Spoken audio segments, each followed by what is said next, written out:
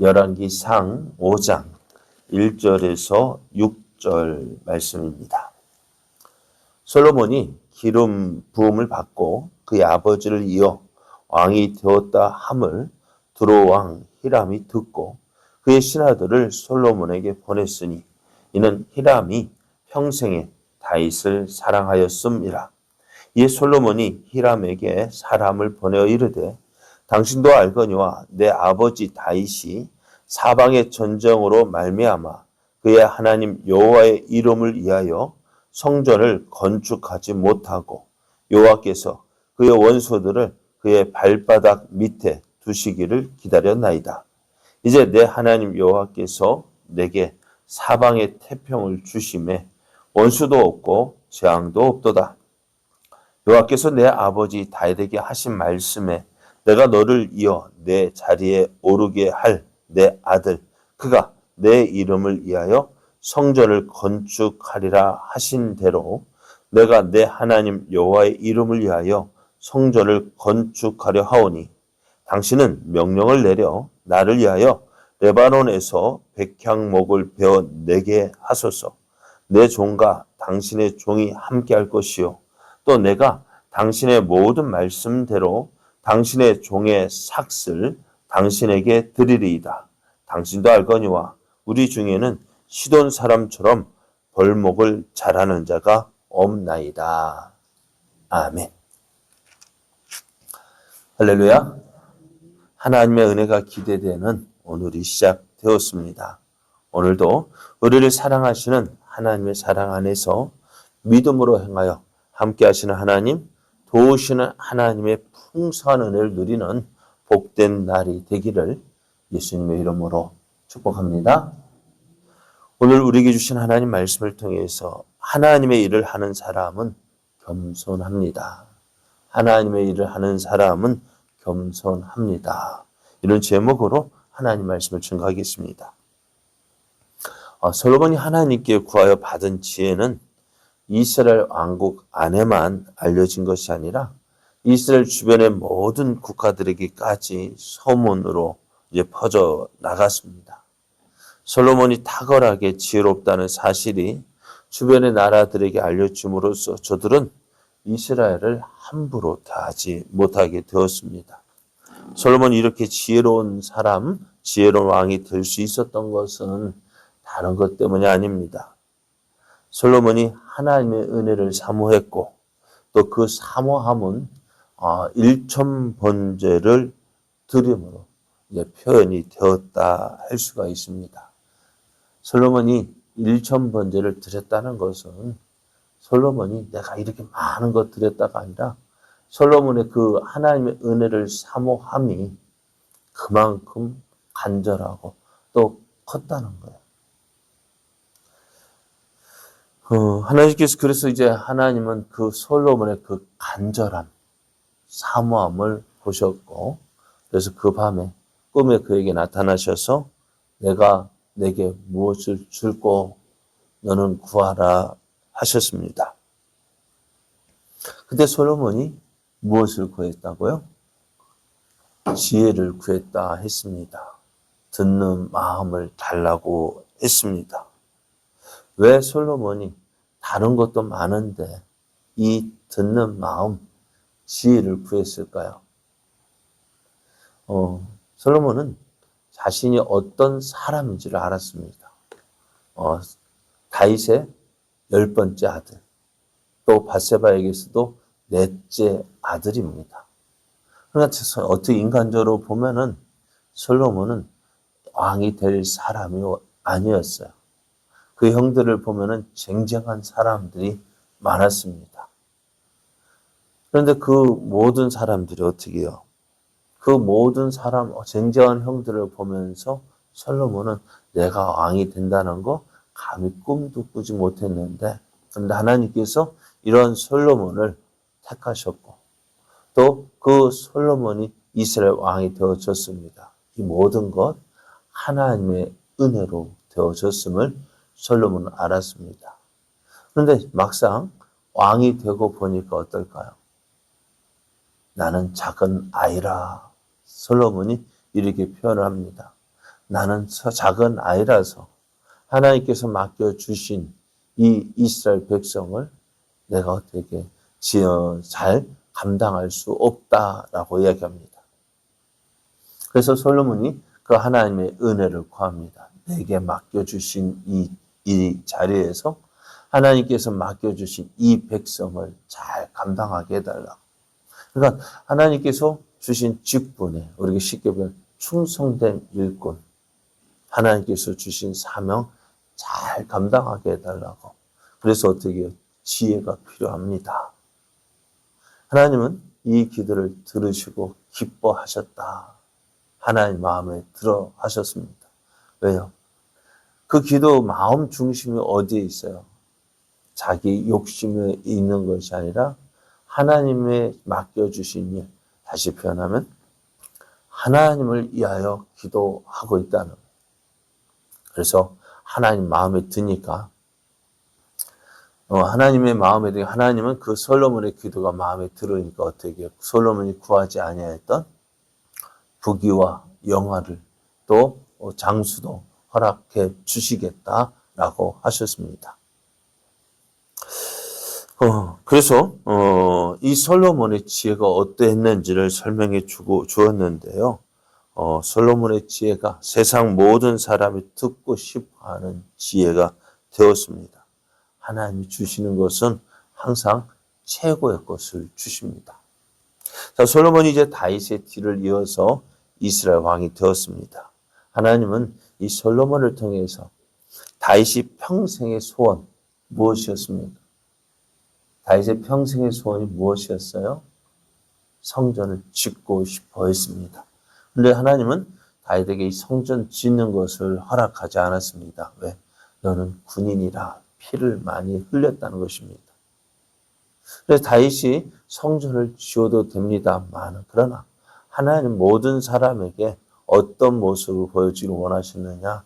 전쟁의 신으로 보여주기보다는 평강의 하나님, 평안의 하나님으로 보여주기를 원하셨습니다. 그래서 다윗이 그렇게 짓고 싶었던 그 솔로몬 짓는 것을 허락하지 아니하시고 그의 아들 때에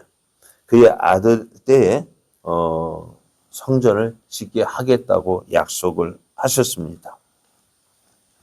그래서 이 솔로몬이 때가 되어지자 하나님께서 주신 그 사명, 또 다윗이 그토록 짓고자 했지만 짓지 못했던 그 성전을 짓고자 이제 준비를 하게 됩니다.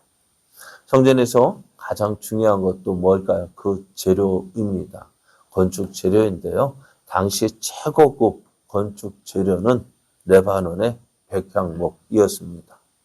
그래서 솔로몬이 이 성전 짓기를 위해서 오늘 히람 왕에게 사람을 보내어 말합니다.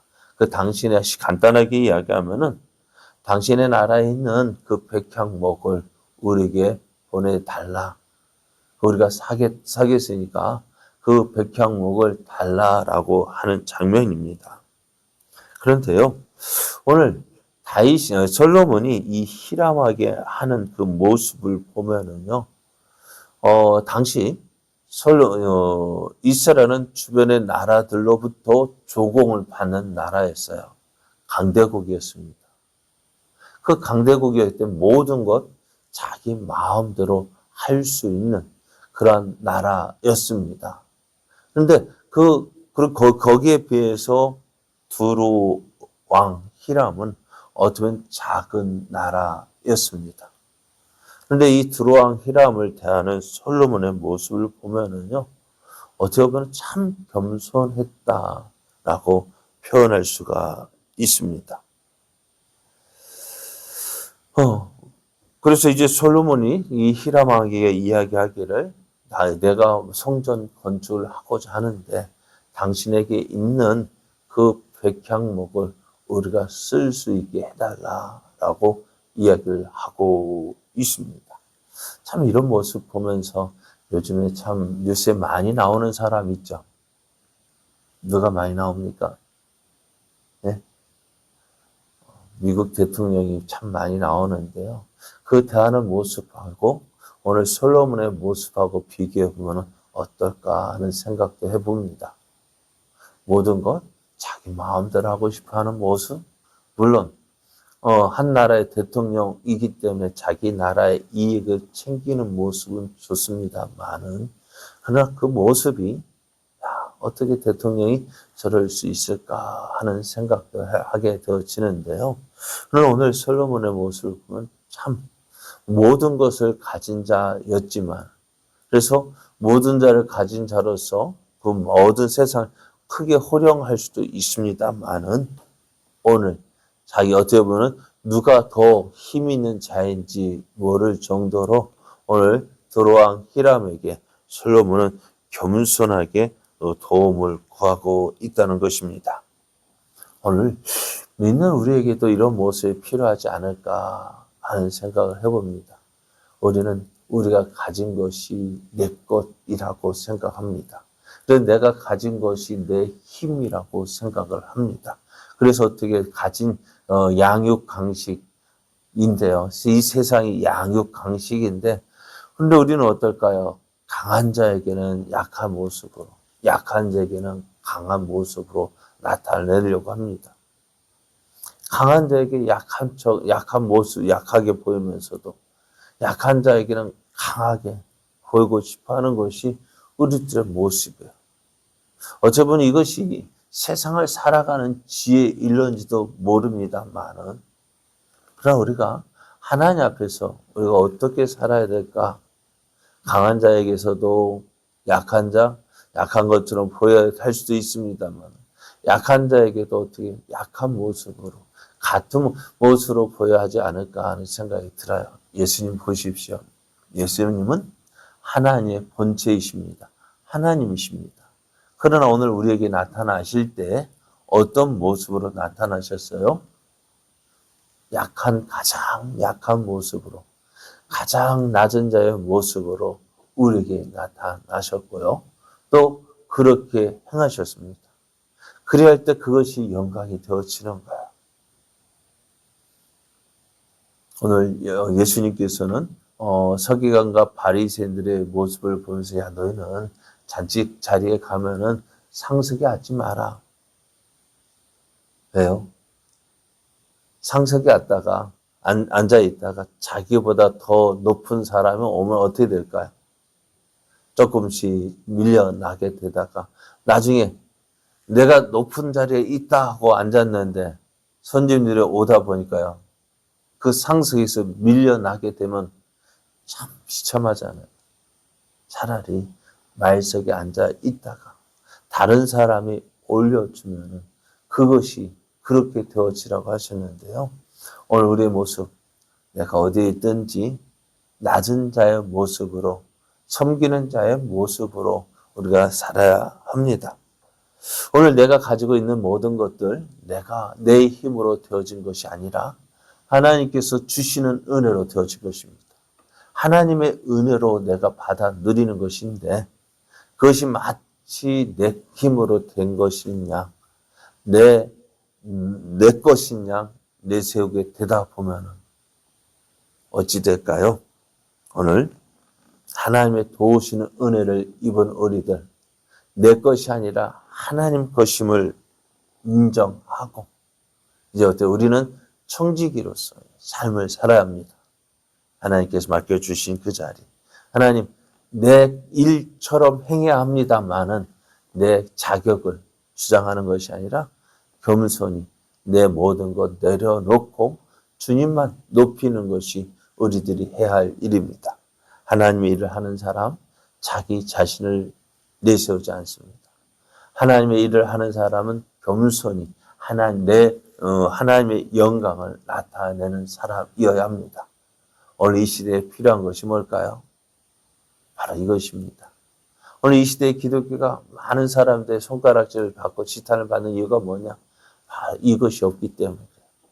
마치 내 힘으로 된 것이냐, 나를 내세우고 나를 높이고 사람에게 인정받고자 하니까 어떻게 사람들은 참 이상해요. 자기를 높다고 인정받으려 하는 사람은 오히려 어떻게 될까요? 인정해 주지 않아요.